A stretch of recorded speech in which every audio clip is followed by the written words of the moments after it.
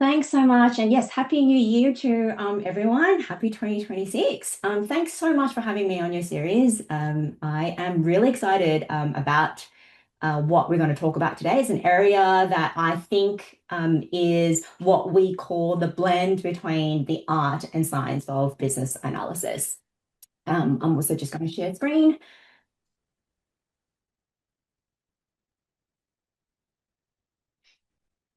All right. I'm Jen. I've worked as or in the business and analyst role for a bit of time now. I would say almost 20 years across different industries. And nowadays I do a lot of work in the Salesforce space. But what I found that over the years is that the hardest part of my work is not in the frameworks or using the tools or even the lack of them. There's so many great tools out there. It's actually helping people slow down just enough to understand what's really going on and what really matters before those really important decisions get made. So today, when I talk about the humans behind business analysis, that's what I'm going to be talking about. Okay. So now I love a great framework. I kind of almost collect them, almost like a hobby, but I love to learn about new ones. I refresh my perspectives on the ones that are my go-to. And I enjoy getting to know a business process or knowing how my team works through process mapping or even customer journey mapping. There's just so many great techniques and frameworks out there, and we should really try and experiment with different ones as part of as filling up our BA toolkit. So here, when I say that frameworks and techniques are tools and not clarity itself, I'm not saying that they're not useful. But what I really believe, what makes these tools really effective, are the conversations that we have that inform what goes in to these artifacts. Because through these conversations, only through these conversations, where you actually start to see and build this context, the business context about how people are working together, how they approach their work. You're also testing assumptions. You are then starting to see these problems take shape or even change shape when people are physically talking through them together with you. So I have a distinct memory of actually learning how to have these better conversations. And so at the time, I was working at Transport. I was working in a team that looked after different operational systems. And I was put on this program of work to explore how we could use all this data that we had. We had lots of data across our different transport modes. How can we use this data to help inform and how can we improve our transport timetables across different modes? Part of this program was also participating in this boot camp. It was a 5-day boot camp on learning about HCD, so human-centered design. I've never heard about it before up until this point. I had a great time. I learned a lot of stuff. But what I had found the most uncomfortable session out of those 5 days was asking non-leading questions. And I really remember thinking, why is this so hard? Like, I'm good at asking questions. I've been a BA for so long. I know what an open-ended question is. I know what a closed question is. And why is asking non-leading questions so hard? So to explain what a leading question is first, it's almost basically like you're trying to hide your answer into the question. So you're leading them on, but you don't mean to. So this is an example. It's, tell me what you think about the current timetable. This is a great question, I think. It's open. You're not asking for a yes or no response to this. It's a great open question. But this already assumes that the timetable is the center of the challenge or the thing that we want to talk about. And so what a non-leading question actually might sound or look like is this. Can you talk me through how you decide which service to take? So there's a slight nuance. Hopefully you can kind of see and compare the difference of the two. They're both like, the top one's still a great question. I'm not saying that, don't use that. But the bottom one really op opens it up a little bit more and creates that space for hearing what that person has to say about their experience, and actually it leans more heavily towards experience than the subject or the topic. And so it was around this moment asking all of these and trying really, really hard, and it's actually quite difficult. Try it at home yourself, to be asking these non-leading questions, and we're just practicing this. And it was at this moment where I realized that the quality of the responses that we get are actually going to be quite limited by the quality of the conversation that we can lead. And so once I noticed this, I started to see this occur again and again. So it wasn't just those research or interview sessions or requirements workshops um, or well, other meetings, but it also occurs in your everyday stakeholder conversations as well. Um, um, I will explain this image a bit later on. Maybe you've seen this before as well. So what I also kept noticing in our conversations that we have is how quickly they turn to looking or jumping to solutions. And like, how do you want the screen to look? Where should the buttons be? How should the page layout look like? What goes where? Or what features of this app we just purchased are going to, solve my issues and problems? Or the tweaks that, or the different ideas that they would come up with that would, change the way they work. And I just want to be clear here that it's not, I'm not saying that's wrong either to be doing this. In fact, it's a really human thing for us to do, to be doing this. So back to this image. So I've got this image up here, and you might notice that each word is jumbled up. But even so, even though each word is jumbled up, our brains have no problems reading this. Well, I hope you don't have a problem reading this. um, I'll give you a few seconds to read this.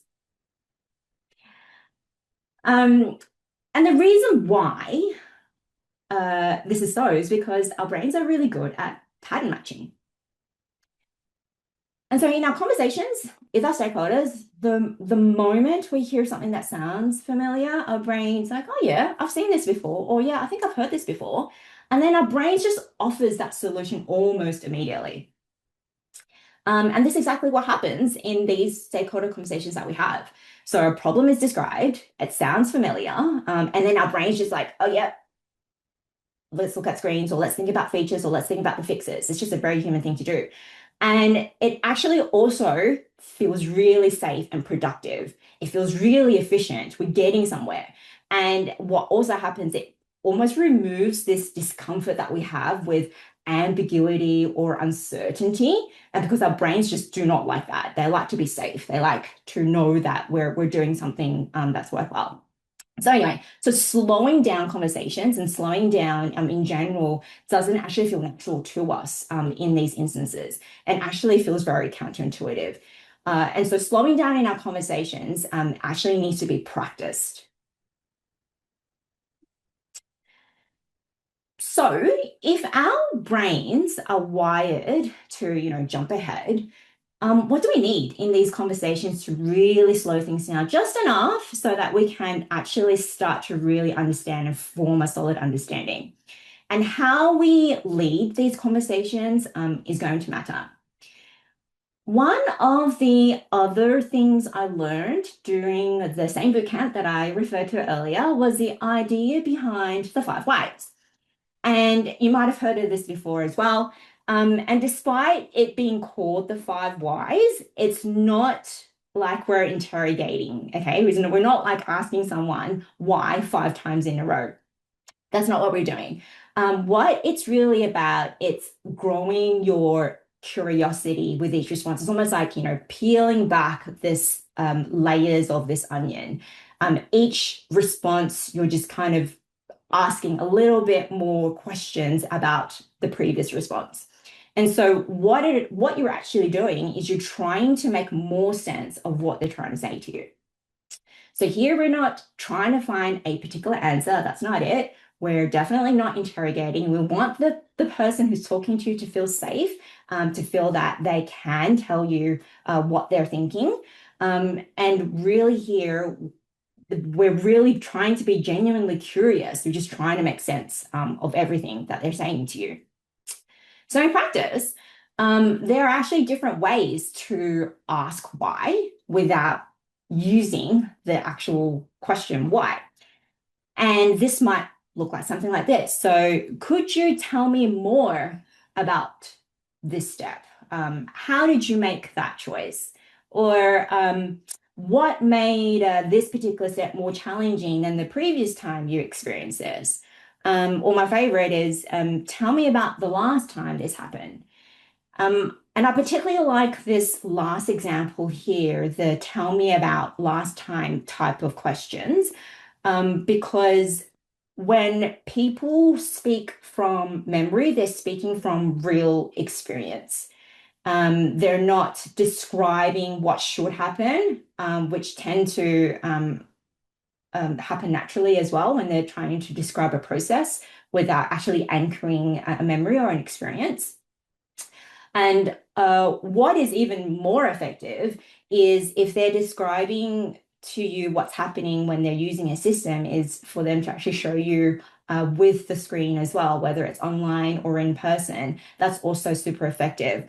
Because what you might find is that when they're also showing you what they're doing, what they're saying and what they're doing could be slightly different. And that's always insightful to see. And that's also where you can start to ask more of those types of questions and just, trying to understand, oh, what you're doing and what you're saying is slightly different. Like, why is that? And when this happens, so when they are speaking from that lived experience or speaking from that memory, different things start to show up. And those things are the workarounds. Oh, they probably don't know that they're workarounds, but they're actually workarounds that they've created for themselves to get past maybe a particular issue or challenge that is now part of their process. All those friction points that they've just decided to live with. And sometimes when you start to, some people call this psychological safety here. And when they start to open up, what you might find, it also brings up some emotions. The classic one is frustration, but these are different signs and different cues, and it could tell you what the priorities are for them here as well. And I also feel like that the most interesting questions that you could ask are really the ones that you prepare beforehand. I mean, I still go into meetings with a list of questions. Like I always prepare. I do this all the time. But what I find is that the most interesting questions, the one that will give you the most golden or interesting insights, are the ones that come from when you're listening out. I'm not listening out for the correct answers, but listening to what they're saying and using what they're saying and forming questions out of that. And it could be that, what they've told you, something doesn't, sit quite right with you, or you notice some hesitation in their response to you, even body language. And it's harder when it's online, which is why I really encourage my stakeholders to share the camera if they're comfortable. Another way that I also find super effective is just repeating or reflecting back what they've said. So this could be verbatim. So if they've told you something, you could just repeat back, oh, so this is what I've heard, and just repeat exactly what they've said. Or you can paraphrase and reframe that maybe challenge that they've described back to them, just to check that you've understood it. And what I find that occurs sometimes when you do this is that when they hear, especially when it's verbatim, when they hear what they've just told you back at them, it's like holding up a mirror. They might actually correct you. It's like, oh no, that's actually not what I meant. Or they add more detail to that you might have not gotten if you didn't do that reflection or playback of what they've just told you. And all of the ways of how you can start to, tease out or lead those conversations and guiding them, that's how you really start to create and form a really good base of understanding, and clarity starts to become, come to light. And when you also start to lead conversations this way, something else becomes also obvious. And that is that not everyone in the same room or in the team have that same version of that problem that they think they have, or even the same risks perceived. And there are people who are, doing the work, like the people who are hands on the keyboard, in the field. And even within that group, people aren't always experiencing the same challenges either. And then there are the people who are accountable for making those project decisions. And that group often have different types of pressures, different types of timelines, different types of consequences. And so when we're thinking about these different types of conversations, it includes also looking for different types of perspectives and trying to do that early on. Because if we don't, what we might find is that decisions that are made, they look aligned on the surface, but they actually come back to bite us later. This is also where I feel that the language we use also matters. We're not just gathering information and then just presenting it as is. We're helping the people, the team, make informed decisions. And so usually what that means is that you would want to ask the decision makers, what is it that they actually need to also then feel comfortable and confident in making those, and confident in their decisions. So things like naming constraints in a way that the impacts are clear and not describe them as a rule, making sure that we are describing those impacts from, say, the people's point of view. And we also want to be explicit about the difference between, what is a short-term fix, and we don't want to be fixated on that only, versus the longer term impact, and maybe a more strategic outlook on that.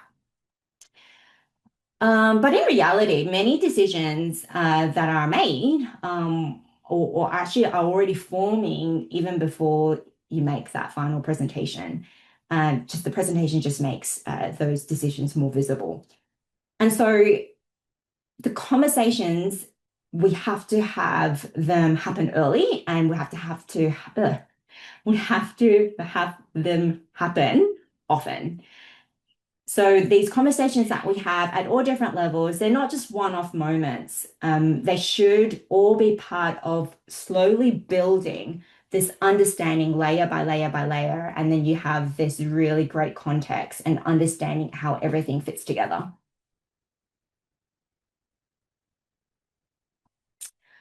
And this is also usually the point where teams, project teams, start to feel time pressure.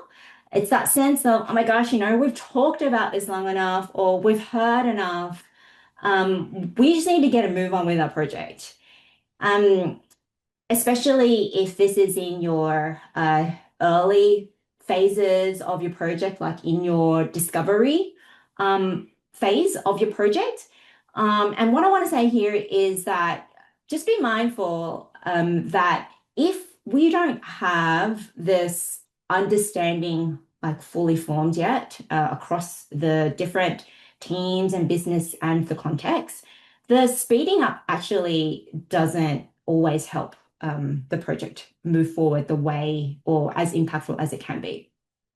And what you might find is that it just pushes that uncertainty. So if we don't try and resolve that now, it actually pushes that uncertainty somewhere else in the project. And you almost like just, it almost feels you're just pushing that, kicking that can down the road, which might be fine in that current moment, but it's not something that you can really avoid, because and you might already experience this, it could just show up later as rework, or it could be people pulling away from what was originally agreed and it looks like scope creep.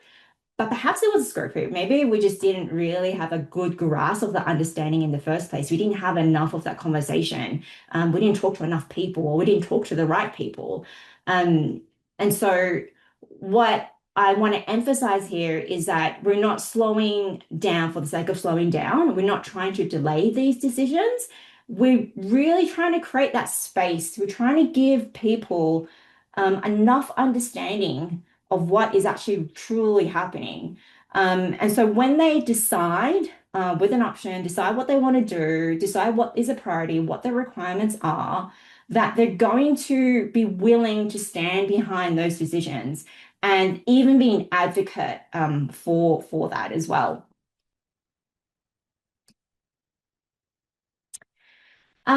So business analysis, often looks technical from the outside, like with all our process maps and all our diagrams, all our Jira tickets, all our requirements. But I think that the hardest problems usually involve people not working with people specifically, but helping people understand what those real core problems actually are. Really help them understand and see what are we actually trying to solve for. Because most of the time, once we understand that, it's actually not so difficult to come up with a really great solution.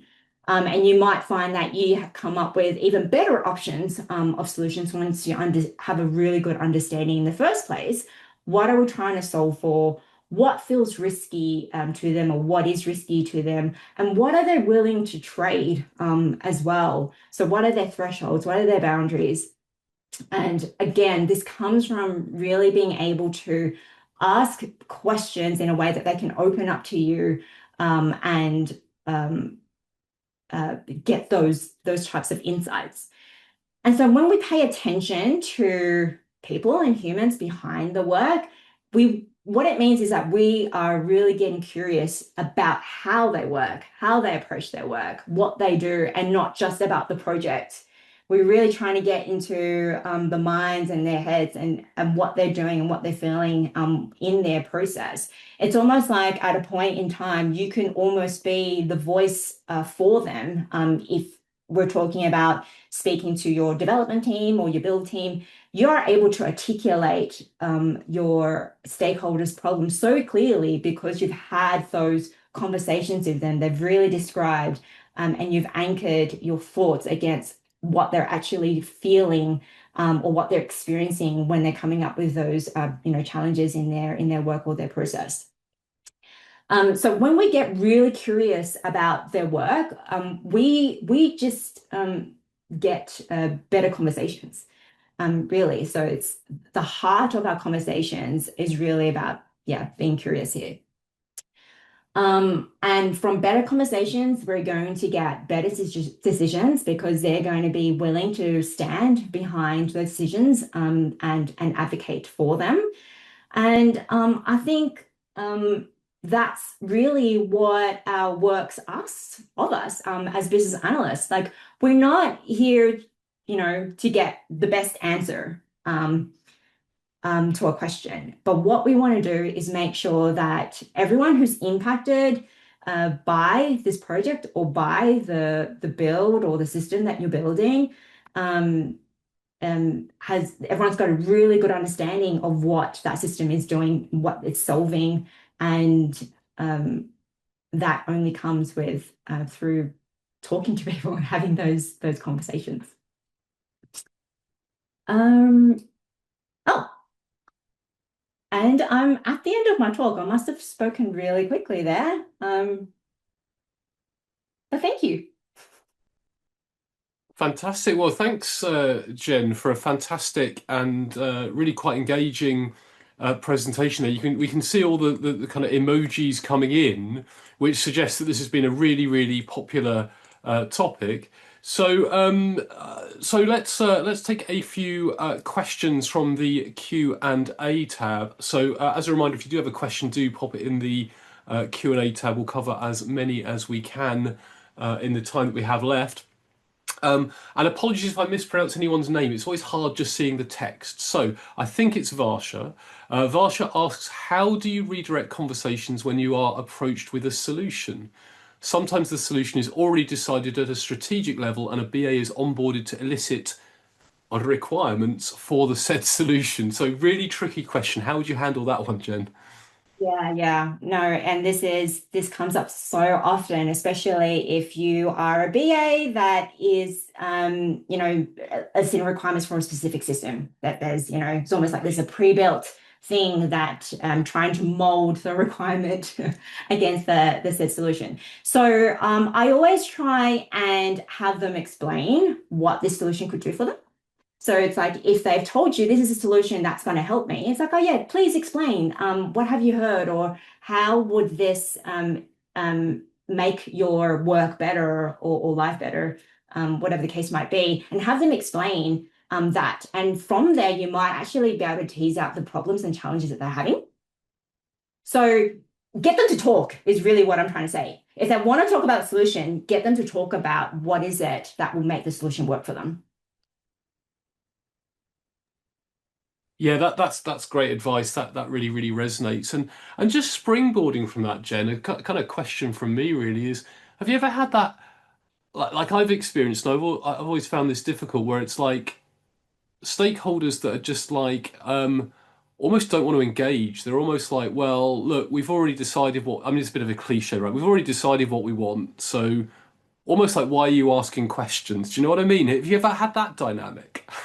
Yeah, I've had, and I would say there's no, one silver bullet answer to this. It really depends on what has happened up until that point. Maybe they've had some bad experience, or yeah, like you said, maybe they've just spoken to so many people already.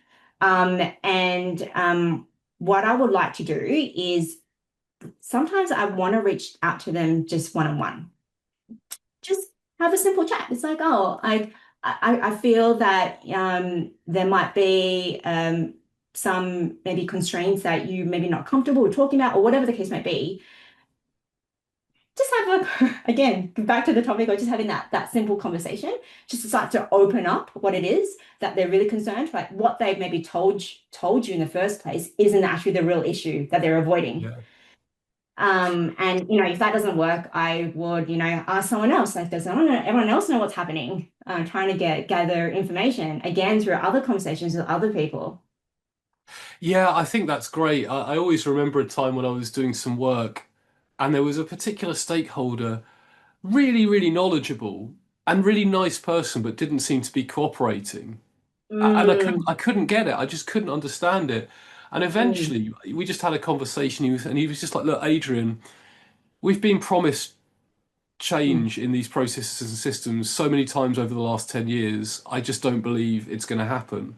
And mm, I mean, he didn't say it quite that bluntly, but the essence was, look, we've been promised so much, nothing's been delivered. Why should I spend time? And I was like, I totally get it. Like, you've had all these projects which they've had their funding cut.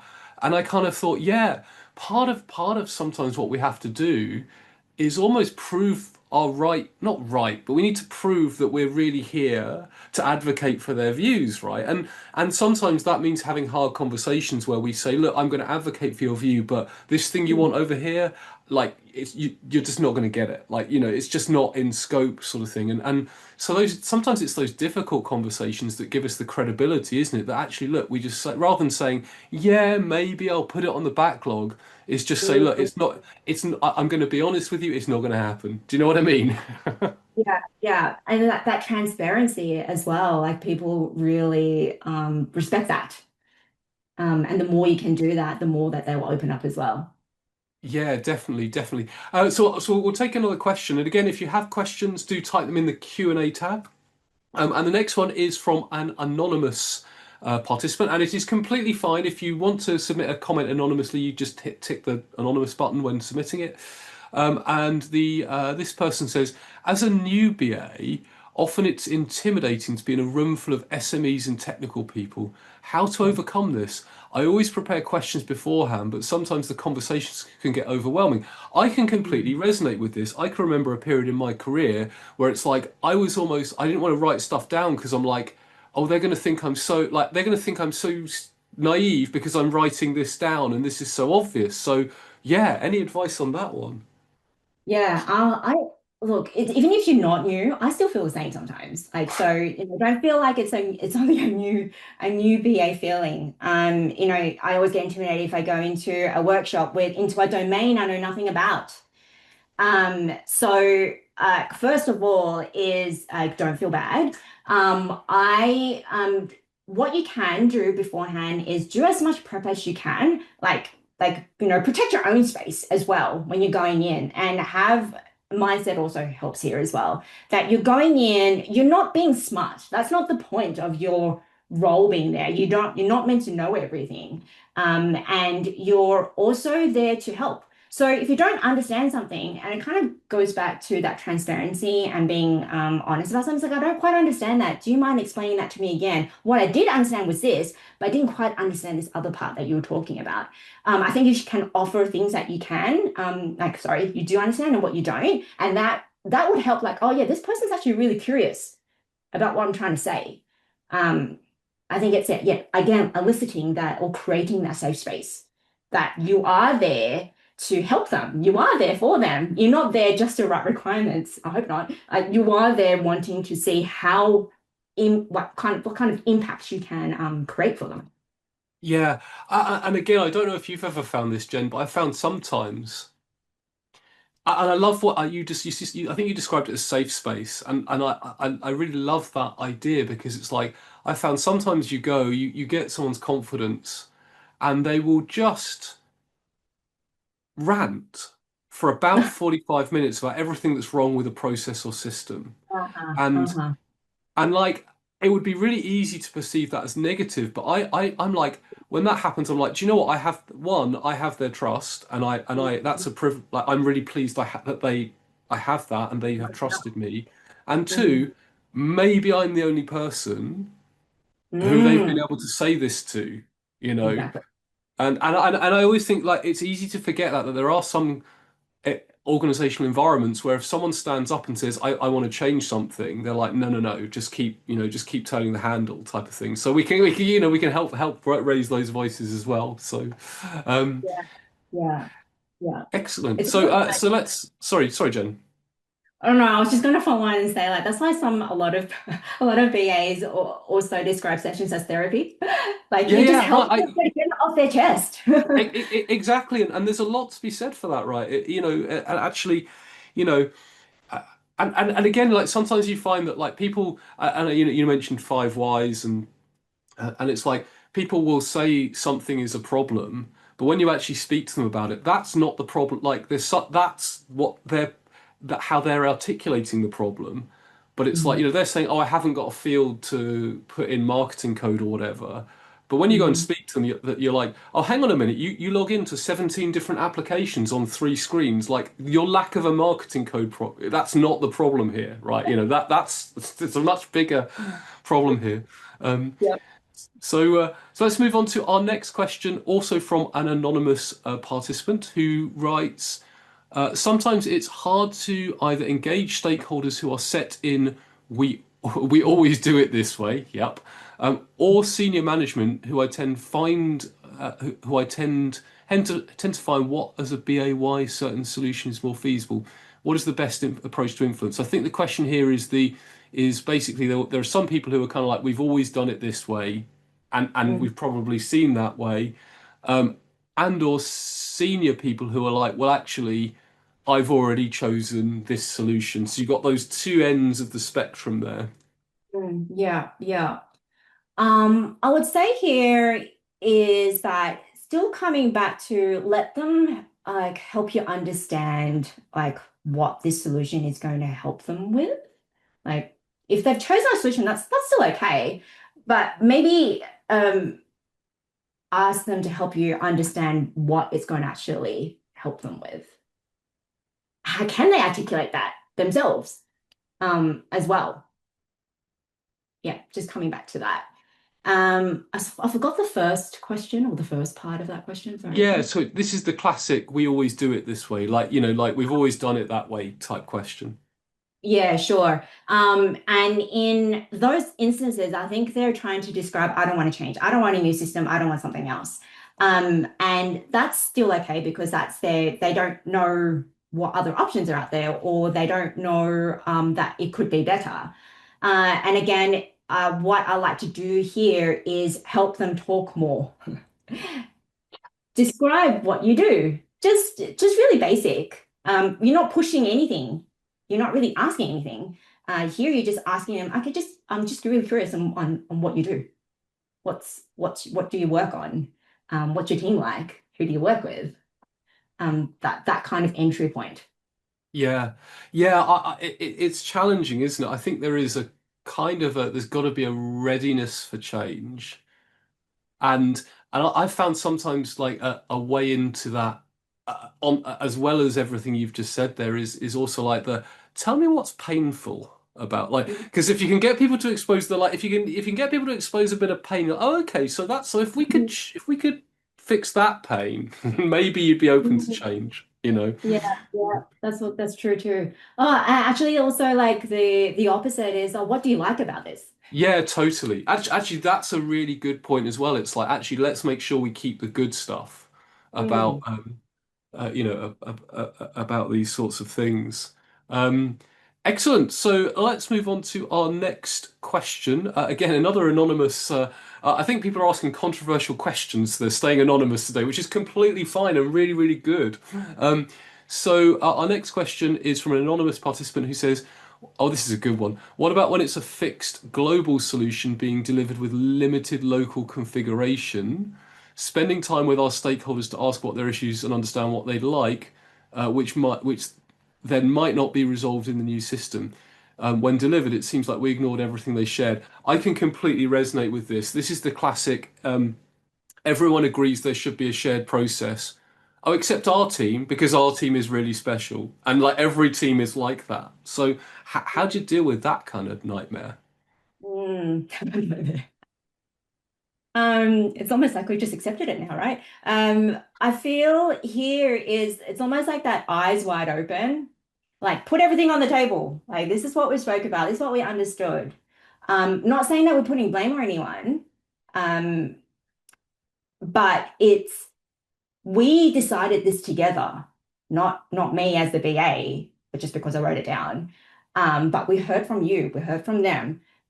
These were the options side by side, but we went with this, and these are the reasons why. Um, yeah, a Yeah, transparent.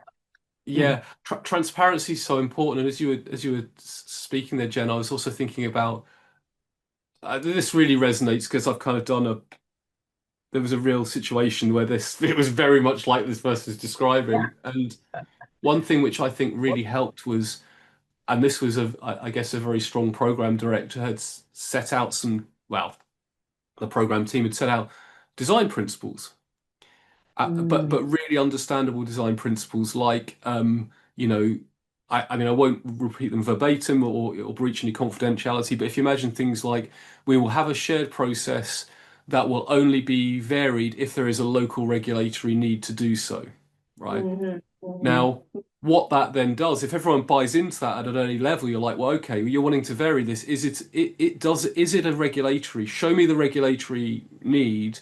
Well, if there isn't one, then actually either we've got to go back to those design principles, which means we're going to escalate up to the program board, or mm. actually it's not a requirement. So, and I mean, I'm not saying that made it easy, but it made it easier because there was this like guiding thing, you Mm. know? Yeah, yeah. And it's almost like the I was going to say concept of those what are you trading? Yes. You want to do this? What are you losing? Not losing, or what are you not doing? by doing this. And being clear and open about that. And in the end, it's not a decision that you're making, but you're helping the decision makers make them. Absolutely, we're kind of like the conduit. We're the facilitators of these things, not the the decision makers. Mm, Um, Excellent. So, another question from an anonymous participant who says, "What about when you just cannot get time with stakeholders at all, um, mm. at any level, due to their work pressures? The project must go ahead, but you can't get the time to discuss any of the detail you've described." I think we've probably all experienced this one to some Yes, extent. last week, literally my first week back at home. I mean, back at work. Um, it is hard. It's so difficult when you can't get time. And to be honest, this is where you escalate as well. Like if you've tried every avenue and you've been genuine about it, you have to get the big guys in and actually like almost like a heart to heart, like, hey, we're trying to help the team here and we're just not getting the traction. If we don't get the time, this is what's going to happen with the project, or this is what's Yes. this is the consequence. And I feel at that point it's like, yeah, you've got to escalate that. Yeah, I agree. And I think there's an element of also, like you say, almost like showing the consequences. And I think so one thing this is a complete random aside, but it's triggered. I was reading a book recently that mentioned that it's only in relatively recent history that the English word priority has had a plural, right? Priorities. Apparently, the original word priority meant one thing. It was the priority, right? And the reason I say this is that organizations will often say this project is an absolute priority. It's a real priority, but then it doesn't Mm, act like it's a priority because it hasn't actually provided the SMEs don't have any time for it. And mm, sometimes I think this is easy to say, difficult to do, but there almost needs to be a really transparent conversation where we say, look, either you've got to backfill some of your SMEs so they have time for this project. You need to release them half a day a week for this project, or this project's not going to happen. So is this project a priority or is it not a priority? You got to be yeah. quite brave to say it that bluntly. I wouldn't recommend always saying it that bluntly. Yeah. There's probably a time and place for that. And yeah, but no, I agree. Like the when everyone's saying that everything's a priority, well, none of them are. Yeah. Well, that's the old expression, isn't it? If everything's a priority, nothing is. And I've certainly I've been in organizations back in the day where that was what it was like. It's like, well, every project is a priority, therefore none of them are because no one's got any time and they just stretch and stretch and stretch so. But I guess I learned the hard way, as many of us have, that you've got to raise the red flag and say this is not, it's not working, or it's not working as well as it could if we Yeah, yeah, prioritized and so on. yeah. Especially if you've exhausted like everything that you've tried as well. It's not like you haven't tried. Yeah, and so that's when it's like, hey, something is just not working. Mm. Fantastic. Well, I think we're just about at the end of the questions and the end of the sessions. Thank you to everyone, by the way, who's asked a question. We've had a good old stream of questions today, which is always a good sign. In fact, we've got one more just come in, so just about got time for this. So, Tyrone, I think, Tyrone. So, with this is a good one, another good one. They're all good ones, of course. With the introduction of AI and enhancements, which speaks to making processes more automated. How can we better manage the initial fear of stakeholders wanting to meet with us? This is a really good angle as well because, sometimes people are genuinely fearful for their jobs. Mm, yes, yes. Um, yeah, I understand that. And I think it's always uh this always happens in transformation projects as well, digital transformation. It's like reducing the team size or getting like what's the term that they use? Not thinner team. Anyway, they've got like, different terms to describe what essentially is a reduced team or workforce. And like I feel that getting clear on what those outcomes are as well, upfront. Like what are you trying to not achieve from a system or application perspective, but what are you trying to achieve with your people and process? What does that mean for the business? And sometimes it might be just not in your hands.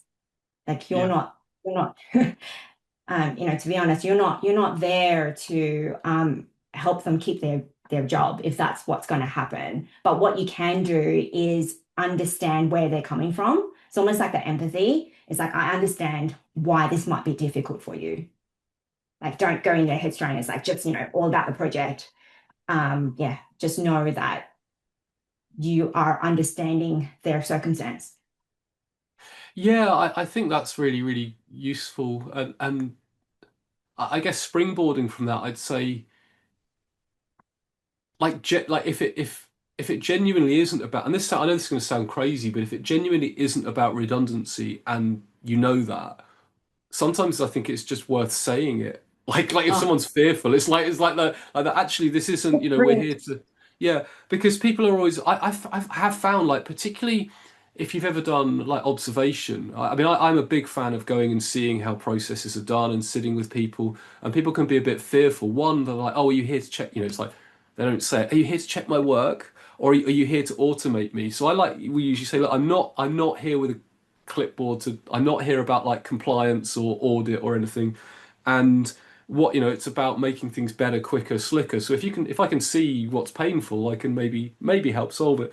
So that there's that. But also, Jen, I really like what you said there about empathy when it might lead to a smaller number of roles, is being really empathetic to the humans that are involved there, because Mm. that's a difficult situation for people to be in. So, um, excellent. Well, I mean, Jen, just before we close the session, a couple of questions to ask you. One is, if there was one key takeaway that you want people to take away from the session today, what do you really want to leave them with? Oh, that's a good one. Uh, don't be afraid to be curious. Um, Curiosity comes from within. Like, I don't want you to manufacture it either. But if you genuinely are wanting to make an impact to people, just bring your curiosity with you and it will just naturally come out. Yeah, be curious. Fantastic. Bring your curiosity with you. I really, really, really like that. And finally, how if people, I'm sure people will want to stay in touch and connect with you. How is the best way for people to connect? Yes, find me on LinkedIn. Um, yes, I'm there quite often and connect with me. Don't need to send Fantastic. me you don't need to send me a note. You can just click connect and I'll accept. Fantastic. And I've just put your LinkedIn address in the chat there for people to connect. So excellent. If you are still on the session, do stay on for just a few more minutes. I've got a few community announcements, but a massive thank you to Jen and a massive virtual round of applause for a fantastic, sort of inspiring. Gosh, look at all that, look at all the clapping. That's fantastic. I love seeing emojis like that. For a really, really practical session. So I have just a few community announcements. And I've got so many, I've got multiple screens on the go. So apologies just while I find the right thing to show you. The first is the next webinar. So the next webinar is a webinar entitled, I'll put it in the chat here as well, Mental Monsters, Name and Tame Your Limiting Beliefs with Helen Holder. And if you've ever felt perhaps that you have imposter syndrome, or that you have other things holding you back in your career as a business analyst, this is one that will be of interest to you. So I will put the registration link in the chat there as well. It is free as always. That is on February the 26th. That is at 6:30 p.m. UK time. So if you are in the UK or most of Europe or East Coast US, that will probably be okay for you. If you're in Australia, that will be a horrendous time for you, unfortunately. But you can still catch the recording, so the session will be recorded. Secondly, BA Digest. If you are not already familiar with BA Digest, it is a free quarterly PDF magazine, and the next one is out on Monday. Now, if you opted in to when you register for this webinar, you will automatically get a copy of BA Digest. If you didn't, if you go to badigest.link, and I will put that in the chat as well, badigest.link. You'll find the entire back catalogue there, and a registration link as well. And finally, just a little bit of a plug. I just need to. I very rarely these days. Where are we? Very rarely these days run public courses, but I am, because we had a few people on a waiting list, running a Mastering the Requirements Process course on the 3rd and the 4th of March. So if you are interested in attending that, you can definitely find out more on our website, and you can register. Oh, I thought I was sharing my screen. I wasn't. There we go. On March the 3rd to March the 4th, Mastering the Requirements Process. So if you're interested in attending that, you will find more on our website, and I will drop the link to that in the chat as well. And if you have any questions about that, then obviously do drop me a line. So other than that, all that's left for me to say is, again, a massive thank you, Jen, for taking time out of your day to present to us today. Massive thank you to everyone who has attended live or indeed has watched the recording. So yeah, Jen, enjoy the rest of your day, and hope to catch everyone again soon. So bye for now. Thank you. Bye. Bye.